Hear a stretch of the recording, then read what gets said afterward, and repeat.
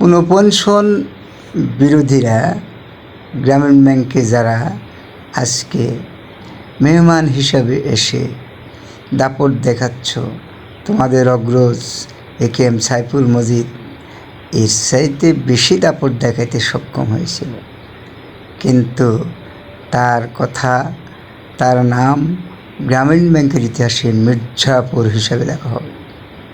নবাব সিরাজউদ্দৌলার পতন হলেও ইতিহাসে নবাব সিরাজউদ্দৌলাকে যোদ্ধা বলেই স্মরণ করা হচ্ছে। মির্জাপুরের জয় হলেও পলাশীর প্রান্তরে পৃথিবী যতদিন থাকবে ততদিন মির্জাপুরের নাম মির্জাপুর হিসাবেই লেখা থাকবে। আমাদের যেসব সহকর্মী সহ AKM সাইফুল মজিদ সহ আজকে যারা পুনঃপেনশন বিরোধিতা করছেন, গ্রামীণ ব্যাংকের প্রতিষ্ঠাতা কর্মীদের পুনঃপেনশন না দেওয়ার জন্য নেপথ্যে এবং প্রকাশ্যে কাজ করছে, তাদের নাম কিন্তু মির্জাপুরের তালিকায় থাকবে। পলাশীর প্রান্তরে 1 নম্বর মির্জাপুরের নাম লেখা থাকবে, 2 নম্বরে লেখা থাকবে গ্রামীণ ব্যাংকের ইতিহাসে AKM সাইফুল মজিদের কুলাঙ্গারের ইতিহাস।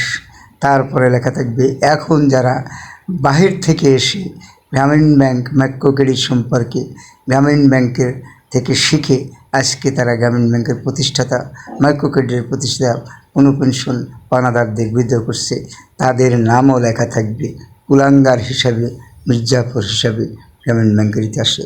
হুঁশিয়ার হয়ে যাও।